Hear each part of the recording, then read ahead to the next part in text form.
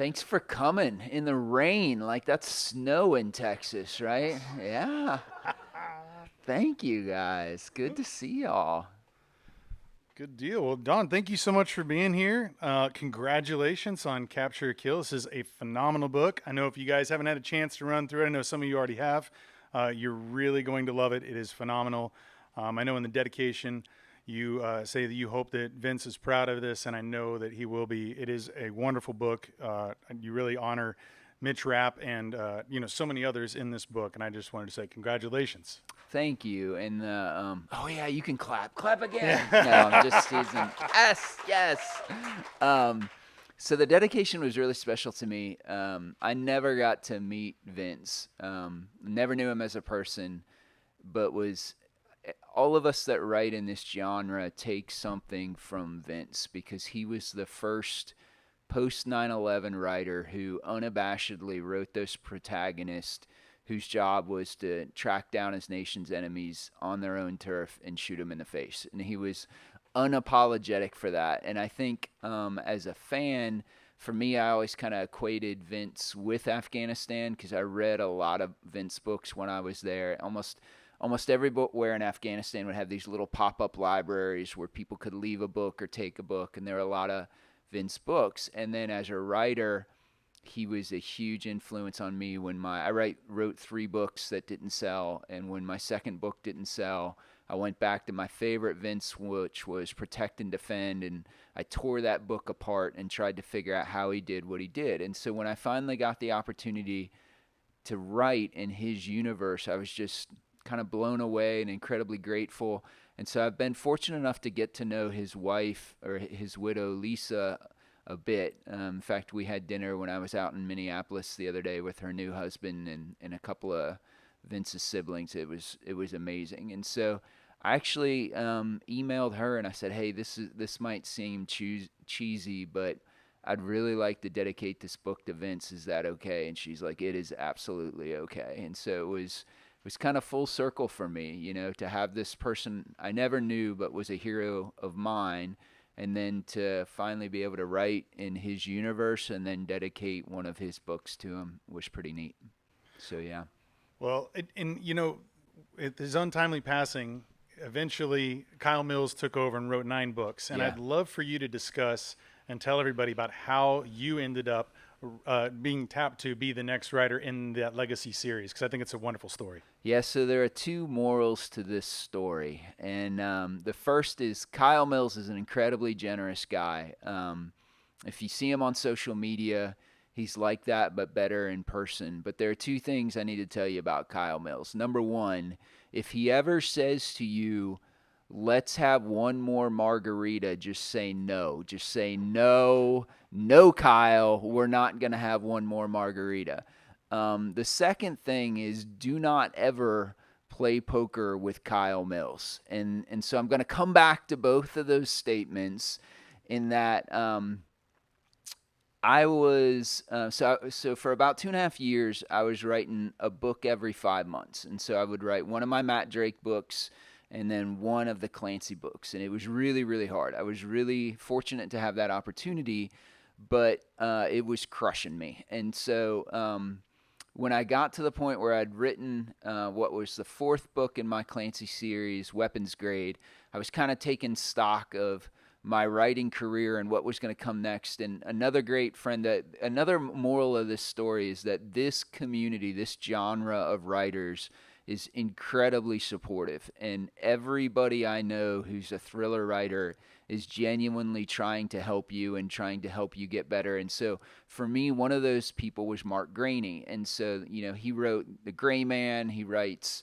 the Duffy series of books. He wrote with Tom Clancy when Tom was still alive, and then was the first writer to write once Tom passed away.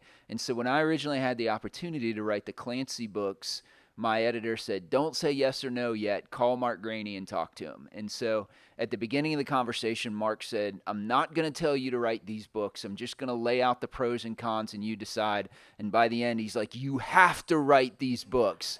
And part of what he told me is 2 things. Is number one, if you're lucky enough to be a writer, especially a genre writer, in thrillers. He said the work will be there before the money is. And what he means by that is you'll have opportunities, but the advances as a new writer that you're getting is not enough usually to pay the bills all on its own. And so at some point, you're going to have to, much like you're starting a small business, kind of make that, do I jump in, do I do this or not?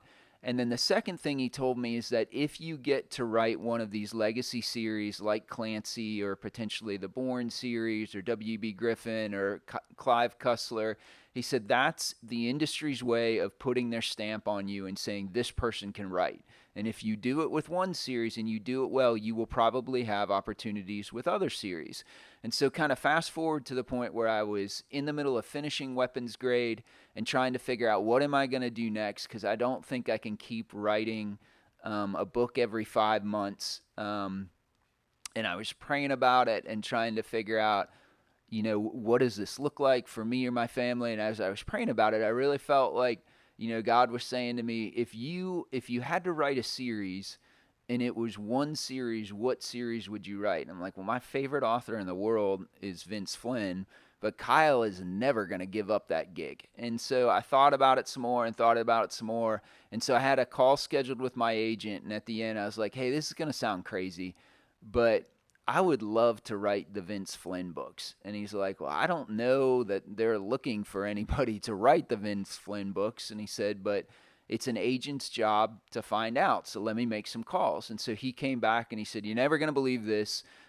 Kyle had told them actually a year prior, so they would have plenty of time to find somebody, that he didn't want to write them anymore. And so we'll put you in contention for him.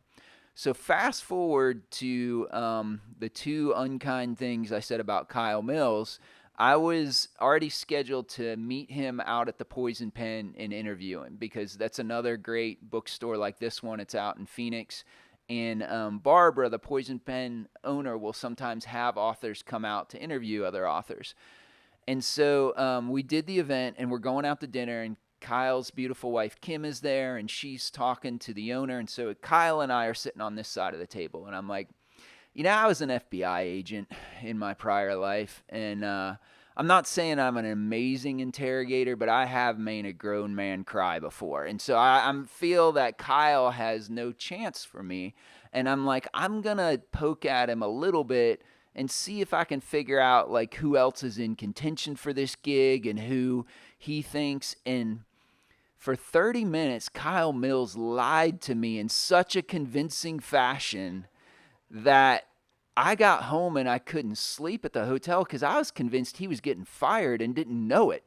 And so at 3 o'clock in the morning, I actually texted my agent and I said, listen, take me out of contention for this gig because Kyle's getting fired. He doesn't even know it. I just had dinner with him and his wife. I can't be the guy that pushes him off this ship.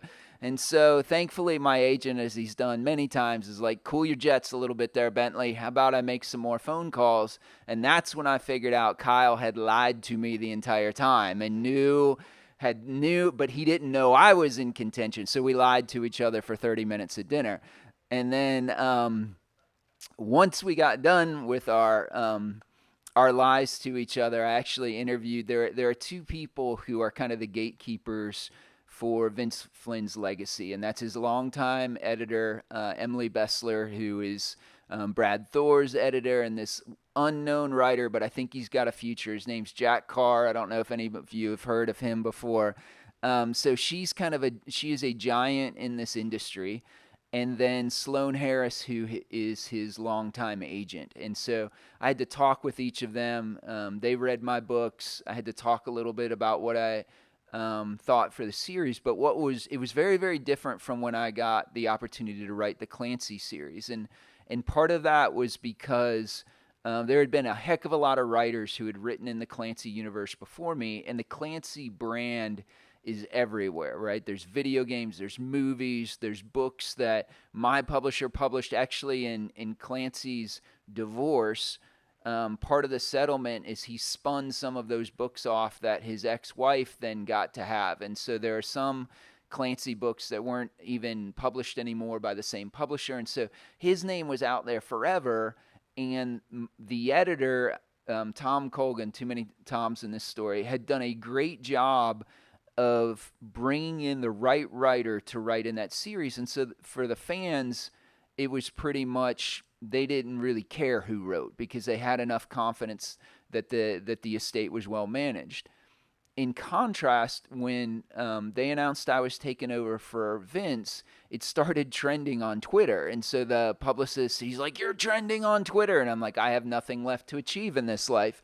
But the reason why it was trending is because so many of the fans were saying, "I don't know who this Bentley guy is, but this is my favorite series in the world, and he better not screw this up." And it was a completely different thing from the Clancy. And even interviewing for the job, it felt much more like I was joining this family-owned small company that had been built from the ground up. And they would even people who know Vince and knew him well in the industry still get choked up when they talk about him because he was that good of a guy and he was that well loved.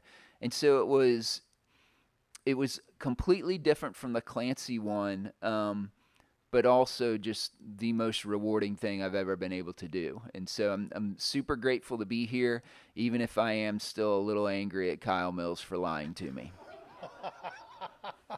Well, I'm curious about, I know that you said when you were reading through Vince's books, you found a gap. Yeah. And that was where you decided to insert Mitch Rapp in your world and he in yours. And I was just curious, what was it about this era and this timeline that made you kind of want to run and write with this? So I can't say enough good things about Kyle. Like I said, as both a person and a writer. And so when Vince died, for a while, nobody knew whether the series was even going to continue.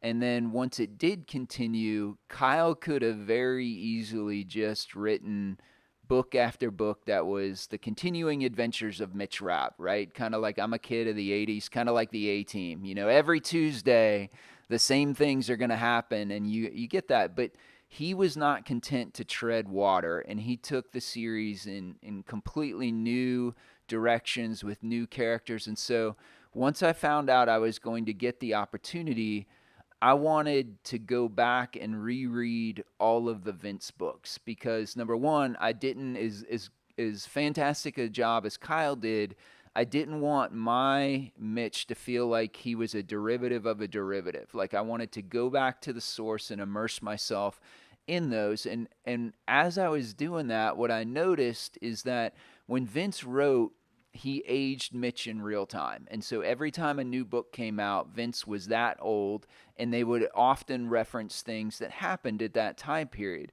And he kept doing that until Pursuit of Honor. And then after Pursuit of Honor, he hit pause on the series, and he went back and he wrote Mitch's origin story. And so he did that with 2 books, with American Assassin and with Kill Shot. And then he jumped forward in time again, instead of picking right up after Pursuit of Honor, to The Last Man, which was tragically the final book that Vince wrote before he passed away. But there were about 3 years there in between Pursuit of Honor and The Last Man, and nobody knew what Mitch did for those 3 years. And I thought, well, that's really interesting. And so I did a little detective work to try and figure out what years those covered, and one of them was 2011. And I'm like, 2011, that sounds familiar. And so Capture or Kill is the answer to the question that Vince Flynn fans have been asking for the last 13 years, and that question is, what role did Mitch Rapp play in the operation to capture or kill Osama bin Laden? And so when I saw that was there, I started to look and say, did Vince ever address this? And so if you go to his website, there's a section where fans used to write in questions. And one of them was, what role did Mitch Rapp play in the bin Laden raid? And so Vince he answered it very generically and said, listen, the SEALs certainly were the ones who did this mission, but there were also intelligence officers who set the conditions for that raid, and I imagine that Mitch did something with that. And so I thought, well, that's really interesting again. And then as a writer, again, kid of the 80s, one of my favorite movies in the world is Top Gun. In fact, when I say no to my kids, it's still not no. It's negative Ghost Rider. The pattern is full. And so I was very, very anxious when Top Gun Maverick came out because I'm like, they're going to destroy this thing that I have loved. and they didn't. You know, they had an homage to all the scenes and things I loved as a kid, and then they took it in a new direction. And I thought, you know what? I've got this fan base who is justifiably very anxious about me and what I can do. I've got Kyle, who's done amazing things, but he also upset the apple cart a little bit in some of those books. And I thought, you know, if I could go back and write when Vince wrote and do it as kind of like my love letter to the fans and say, I am just as big a fan of this series as you are, and here's the proof of it. And if I set it between these two books, it's almost like I got Vince as my training wheels, right? Because I am putting my book in the middle of his too. And so that's kind of how it all came together and why I chose that gap in time. Wow. Well, that's it. It's so wonderfully written. I'm just blown away.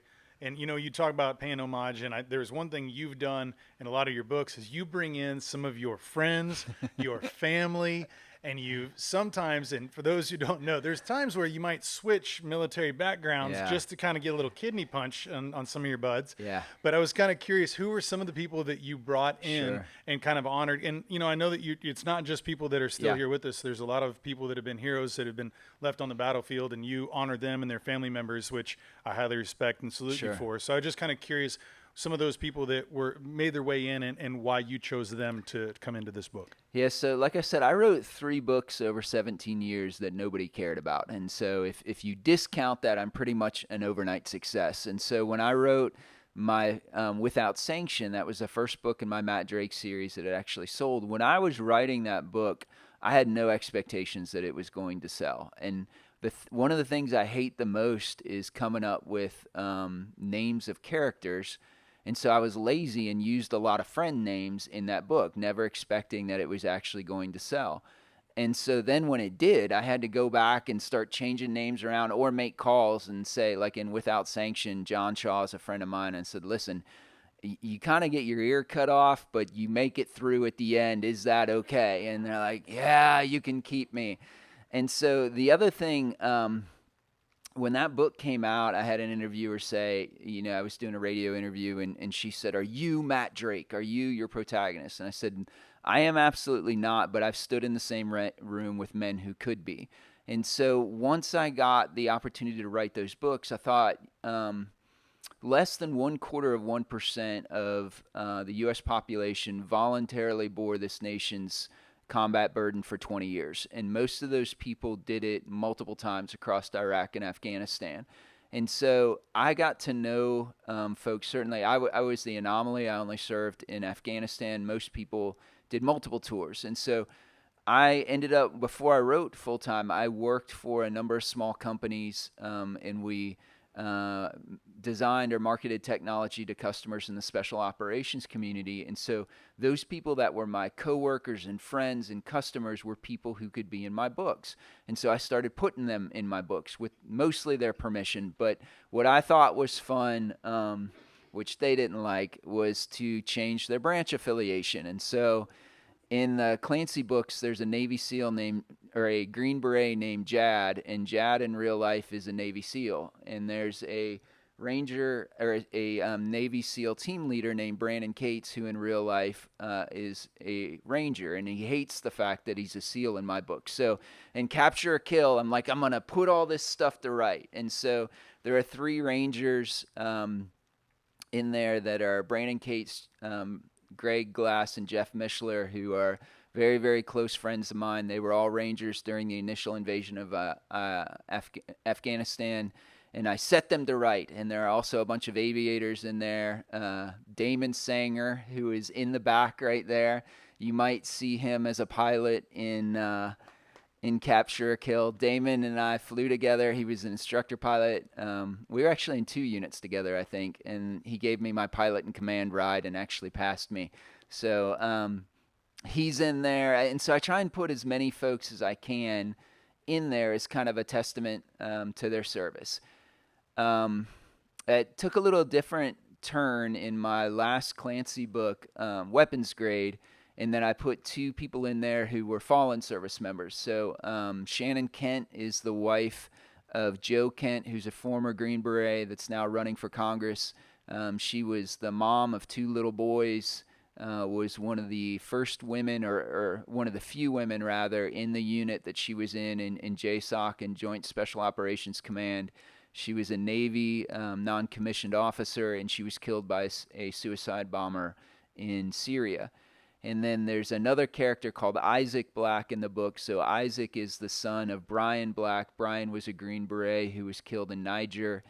His widow, Michelle Black, has written a pretty gut-wrenching book about that story and what she had to do in order to get the truth of that raid and what actually happened. And so I knew both of them a little bit and got permission to use their loved ones, because there's an old saying that says that people actually die twice. And so the first time is when they draw their final breath, and the second time is when people no longer say their names. And so I thought, if I can get people to say their names a little bit longer, maybe that would be a good thing. And so in Capture or Kill, there's a infantry company, or a Ranger company commander named Mark Garner. And so in real life, Mark was Ranger qualified. He had a Ranger tab, but he wasn't from the Ranger regiment.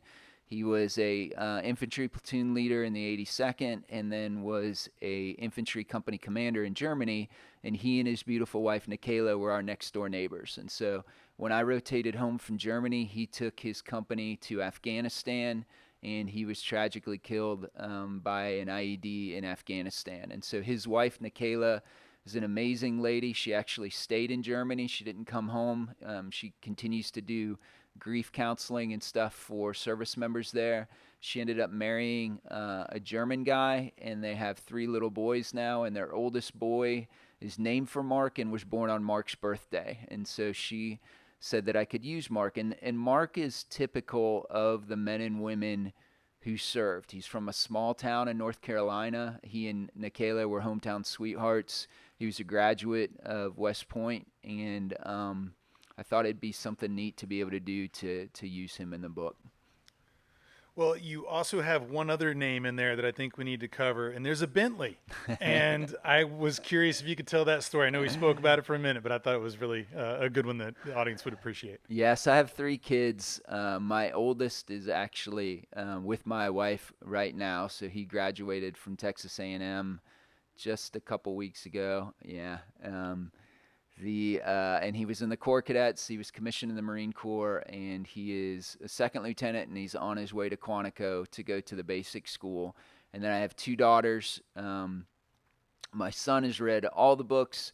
My oldest daughter has read one of the books, and my youngest daughter could care less about the books. And so my son claims, and he's sort of right, that I've used both daughters or aspects of both daughters in the books. And he's like, "Dad, I'm the only freaking one who actually reads your books, and I've never been in one of your books." And so, in this one, Scott Coleman has a new friend. He's a Marine named Will Bentley, and so Will gets a spot in this book. That's nice. Very appropriate.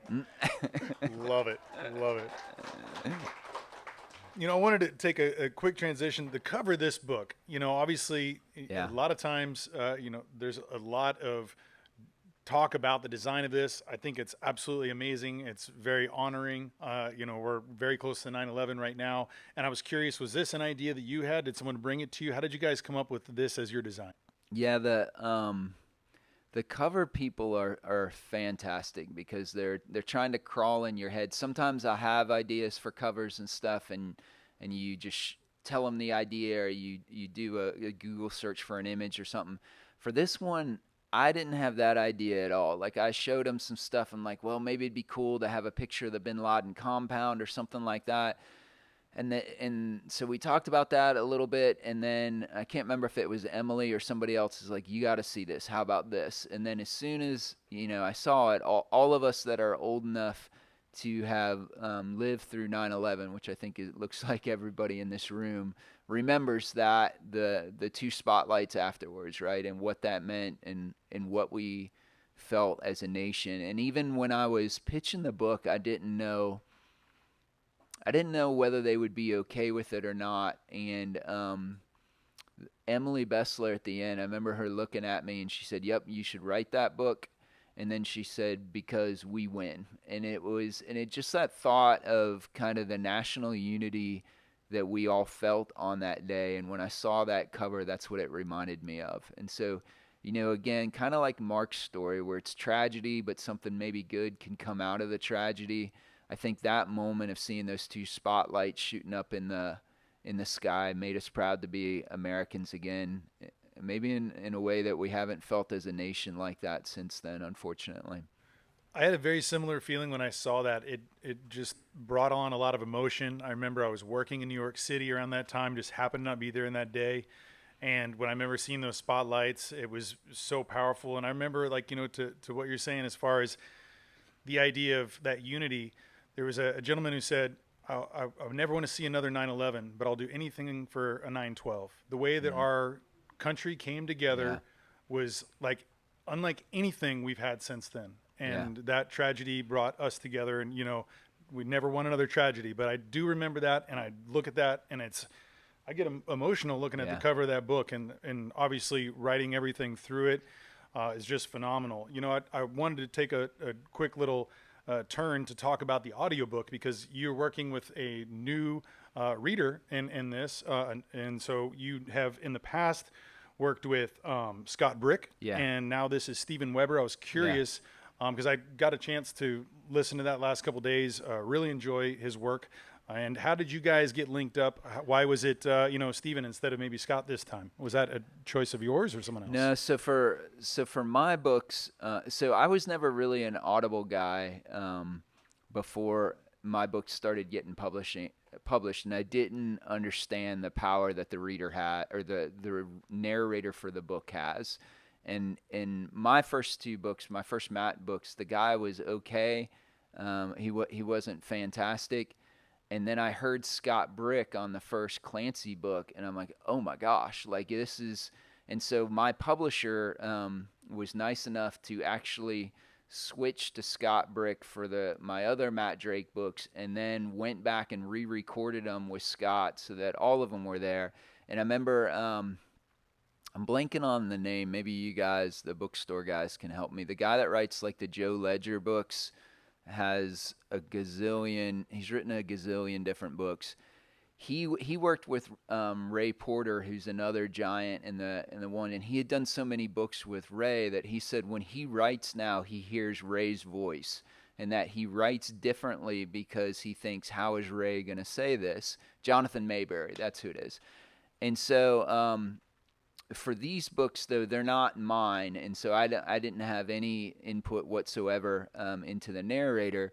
But I know Stephen Weber took over for Code Red, was kind of the first one he did, and then did this as well. And so I never had, when I worked with Scott, it was always just the, how do you say this? What is this? Stephen Weber was very, very kind in that he reached out to me separately over Instagram, and he's like, listen, I got to tell you, I do a lot of books, but this book was special. Like, we were even talking about it. The engineer was talking about how good, and he's like, it was, and I'm paraphrasing what he said a little bit here, but something, kind of the analogy he made was kind of the difference of like you can be a great actor, but you need to have a great script that kind of goes along with it. And so it was very, very kind for him. And for me personally, I have a really hard time reading my books because as a writer, all you ever see are things you wish you would have changed. And you look at a page. It's kind of the joke about when you do the reviewing process, the very end, for some reason, is called first pass pages, and I don't know why, because it's your fourth time through. But when they used to send you these nasty notes to the writer that says, if you change more than X percentage, you have to pay for the type to be reset at the printer, because anytime you give a writer their book, they will try and change it again. In fact, Mark Graney is famous for having put like 40,000 more words in the first pass pages for one of his books. But for me, when I listen to it, it takes me out of reading it and I can actually enjoy it for the first time. And I think a lot of that, some of that is the medium, and then the other part is just the really talented voice actors they bring in. And so I'm waiting until I'm done with tour and I finally get to relax a little bit to hear Stephen read it, and I can't wait. Oh, you're gonna love it. He does an amazing job. It's so good. I was kind of curious about the research. Obviously, you decided to pick this time period. There's a gap, And then what did that look like for you? Because I know how important it was for you to get this done right. And Yeah. what did that look like from the day that you kind of said, okay, I've got the thumbs up to do this? And then what did that research and your kind of routine and rhythm look like in writing and, studying for this?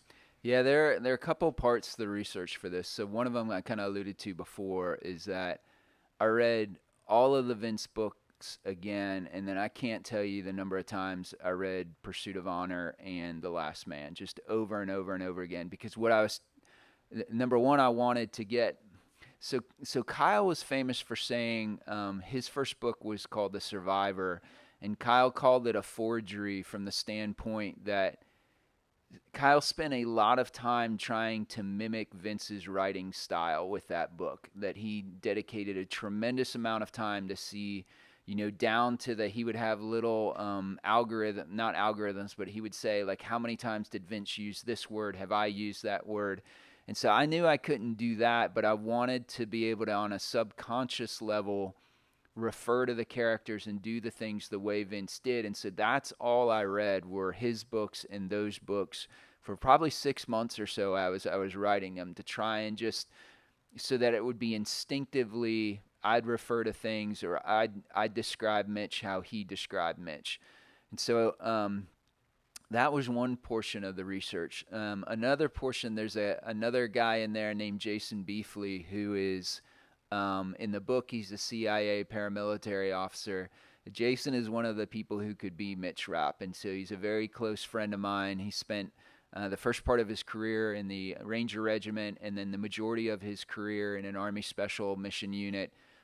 He was actually in his first assignment with that unit was Operation Gothic Serpent, which we all know is Black Hawk Down, and so he's the guy that I would, in some of my books, I'd draw out a map and I'm like, I want to do this and this kind of ambush. And he would tell me how crazy I was and then tell me how to do it correctly. Cause I'm not a gear guy, really. I'm not a gun guy. And so, the things that my characters use are what I used, what I carried as an FBI agent. And so when it goes beyond that, I used Jason a lot. And then to go back to Damon, so Damon was the chief instructor pilot in our unit. And so he was charged with making us all better pilots. And I should have reached out to Damon for this. I didn't think about it.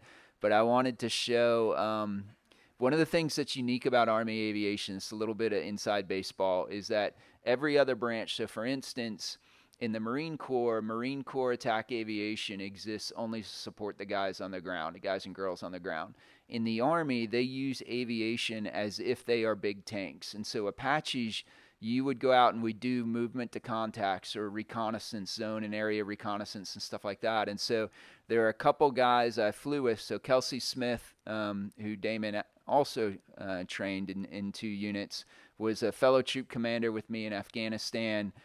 His safety officer was a guy named Darren Swan, and so they're both in the book. And I had to call Kelsey up, and I'm like, hey, I need to do, I think it's an area he's like, it's a zone recon.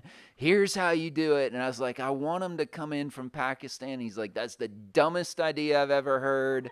Have him come in here. And I was like, well, I was just testing you to see if you were going to pick that up. And so they helped a lot too. And then I did a lot. I didn't read any books on the Bin Laden raid because it's going to sound corny, but you don't have time to read books because you have to write every day. And so, but I got so many different articles about how did they know Bin Laden was there, what were some things that they did, and then trying to figure out where Mitch would fit in there. And then another thing I paid attention to, like when we look back in history, we have the benefit of knowing how it turns out, right? And so when we look at the Normandy invasion, it never occurs to any of us that might have failed, right? Because it didn't fail, and so we think it wouldn't have failed.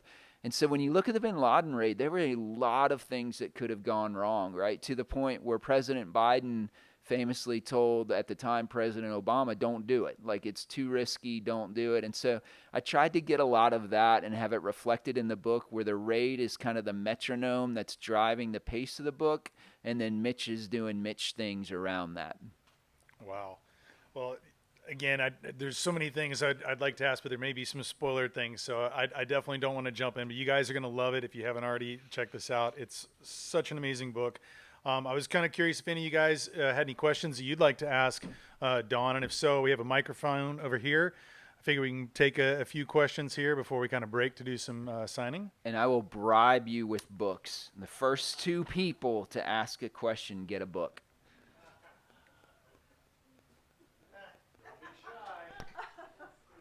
Oh, all the way in the back. Oh, you got that one already. I got the other one.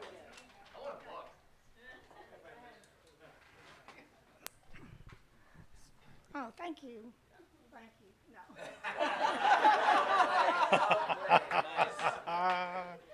So, you're planning more Mitch books? That's a question. Say Yeah, it are you again. planning to write more Mitch books after Yes. this? Okay. Yeah. I'm working on my next Mitch book now. So how much will he age? Because now he's probably what, 60? She gets your book too. He's about 60, right? I know he's in good shape. I don't think he's quite that old, that? but Okay. he, I'm not, I can't talk with any specificity about the stuff I'm working on. Oh, so she asked, like, how much is Mitch going to age? Because one of the things, so Vince aged Mitch, but didn't have, and part of it was Mitch was younger, didn't have those years accumulate on him now. Like, I'm 50 and have sneezed while shaving and thrown my back out for the rest of the day, right? And so Kyle added a little bit more of that into the book, where you can see Mitch has gotten a bit older, and I'm not going to tell you what I'm going to do. So no, but that was a good question. Yes, sir. Question about the movie rights for any of the books. Yeah. The one that I was really anticipating was American Assassin, Yeah. but they butchered it. So the question that I have is, if there is a new movie that's going to come out, would it be on a streaming format to where you've got 10 episodes in a streaming format? Yeah, I can't talk to that because I'm not involved in any of that. Like, that's the decisions and stuff the families make. What I will say is that more and more books seem to be adopted by streaming services, and the authors love that because you get to tell a more detailed story over episodes and stuff. And so I don't know, to answer your question, but if it was following, like when Jack Carr had as much success as he did with Terminal List, that kind of broke it back open for a lot of different thriller writers, because they he and he's probably talked about it publicly, but the amount of back and forth they had to do with the studios to say, no, trust me, this is going to be great, because it cost a lot of money, and it was kind of pushing boundaries from what Hollywood typically makes, especially as a streaming service. But because it did so well, it kind of had some more opportunities, hopefully, for the rest of us. Good question, though. Yeah. For this book, what did you find easy in the process, or actually specific parts of the book that don't give away spoilers, and what was hard or really difficult? So what's really hard with Mitch is that he's such an oversized protagonist that it's kind of like a little bit of like, what do you do to put Superman in jeopardy, right? Like, what do you do so that people are worried about Superman? And so with Mitch, what I did, especially in this book, is had like one-on-one with another person. You're not usually in too much doubt how that thing's going to turn out, right? But Mitch can still only be in one place at one time. And so what you almost have to do is stack the entire universe against him and say, how do we arrange things so that it's a big enough problem that even Mitch has a hard time solving, I think is one. The other part of that was also hard is I was terrified. I loved having Vince be my training wheels, but I was also terrified of inadvertently doing something that would ripple through the series and stuff, right? And so I spent a lot of time researching that and the questions that I thought hadn't been answered, had they been answered somewhere else and stuff like that. What was really fun was there are a couple different things in here where you get to see Mitch from other people's perspective, right? Who don't really know who he is. And so I had a lot of fun with that, where you get to see how does somebody else see Mitch? How does he appear? Because you know, this is a little bit of writer inside baseball, but if you have the character tell the reader something about themselves, they're like, whatever, maybe they're just bragging. If you have somebody else watch that character and tell the reader about it, then the reader believes it a little more. And so I got to do that a couple times, and it was really fun. Yes, sir. It's kind of a crazy question, but I was here when you were here with the other 4 or 5 guys. Yeah. And y'all went through so much in your early careers and everything. At what point did you find yourself with a desire to be a writer, and especially how you convert what y'all went through to write about fiction in a story?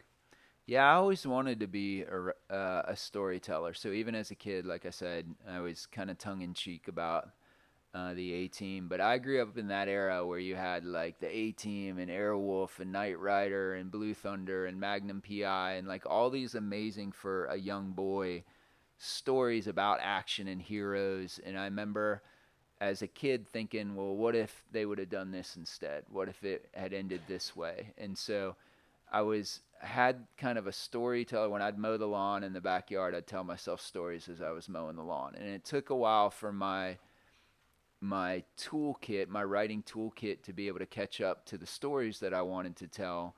But I knew from a long time I wanted to do that. In fact, my senior year of high school, I had a really good English teacher, my AP English teacher. And at one point she pulled me aside and she's like, I think you could do this. Like, you could be a writer. And she comes to my signings now when I come back home, which is really neat.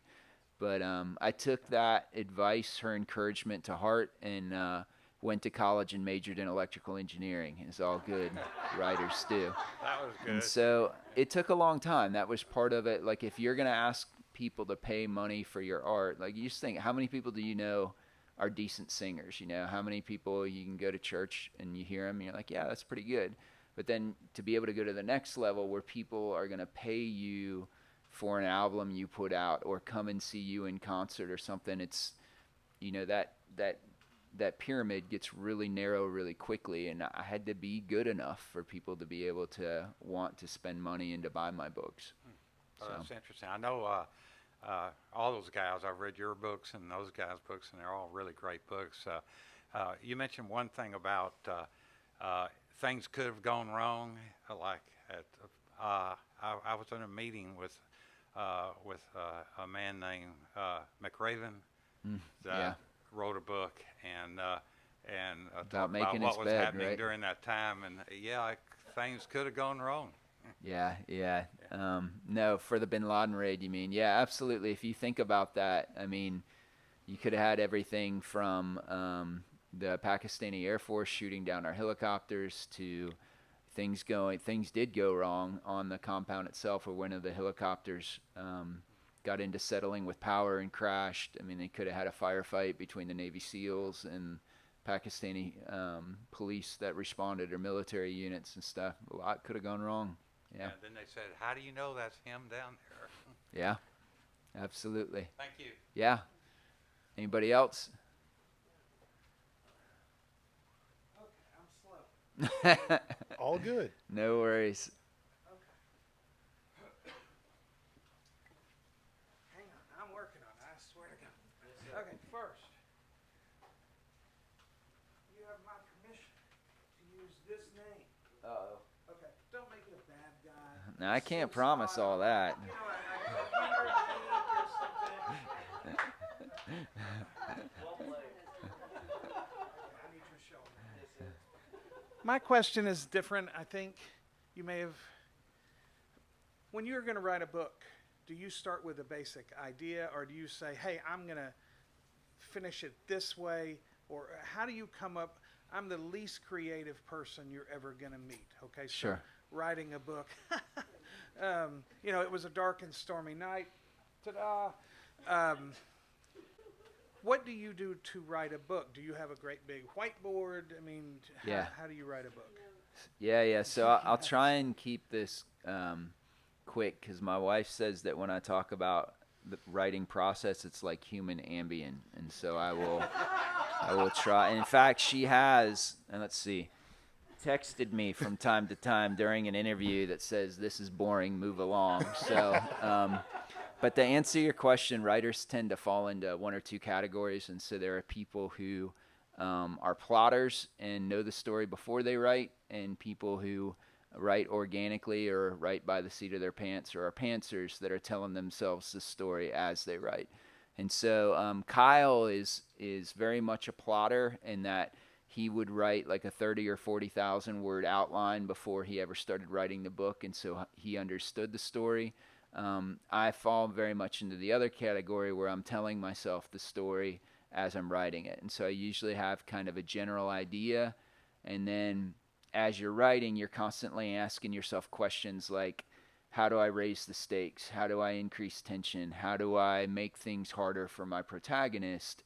And so your first draft is awful, and there are hypothetically many times where you wake up at 2:00 in the morning and look at the ceiling and say, I'm going to be the guy that brings down the Clancy franchise. Like, this is going to be me. I'm going to burn it to the ground with this book because it's going to be so bad. And so your book becomes better in subsequent drafts as you're going over. And so what I do is there's a good book called Save the Cat, and the guy that wrote it was actually a screenplay writer, and so he breaks down what the 3-act structure looks like and what beats belong in each one. And so about every 20 or 30,000 words, I take everything that I have and I note card out those beats, and I put them on the dining room table, which my wife also loves. And I'm like, do not touch these note cards. And I used to put them on the floor, but there was a tragedy that happened at my house where the Roomba came in my office and made some drastic changes to the book I was working on. And so that's all very different and dependent. Stephen King and Lee Child are both famous for being pantsers. If you ever seen a interview with Lee, he's really funny, and somebody asked him if he outlined, and he's like, why would I want to do that? Then I'd already know what the story was before I started writing. And so again, that's very dependent from author to author. So thanks. Yeah. One more question, anybody? All right. Well, Told you, human Ambien. Put him right to sleep. I love it. Oh, we do have one more. Somebody You're welcome woke back up. Just curious. I mean, you've been an Apache pilot, FBI agent, now a world-renowned author. Do you have any like words of advice for people when you've obviously taken a lot of risks in your life? Yeah. For how to take those risks intelligently to where you increase the odds of success.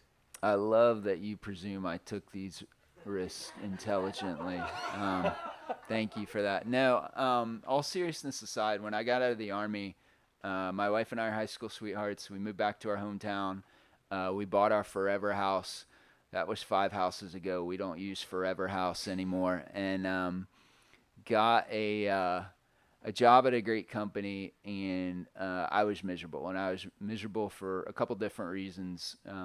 Part of it would be a longer discussion than this, but when you leave the military and you're a part of something that feels bigger than yourself and noble and that it matters, you don't realize how much of who you are is defined by what you do and how much of your satisfaction comes from that until you have to try and figure out how to find that somewhere else. And so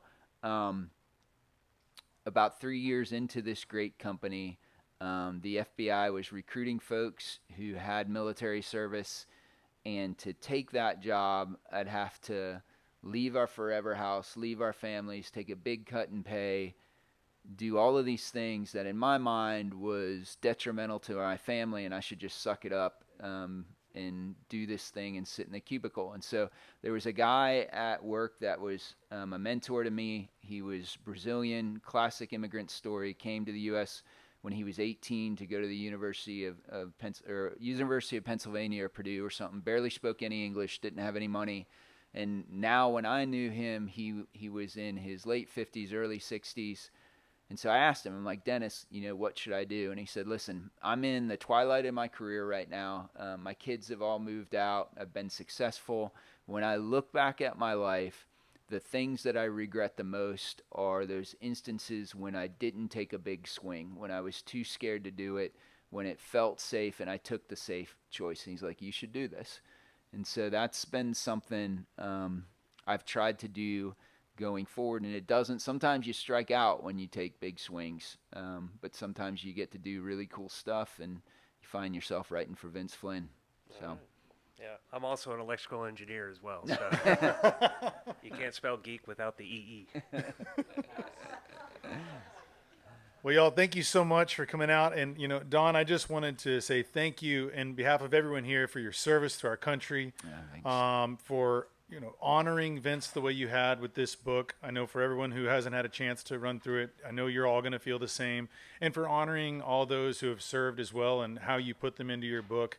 It's a wonderful thing, and I'm truly grateful for this opportunity to sit here and be able to chat with you today. And I know that everyone else is definitely excited to meet you and have you sign their book. So if you guys give us a couple minutes, I'll clear some stuff off and be able to have this set up for you guys to come over here and get your book signed. And once again, thank you so much for joining us all today. yeah, absolutely. Thanks, guys.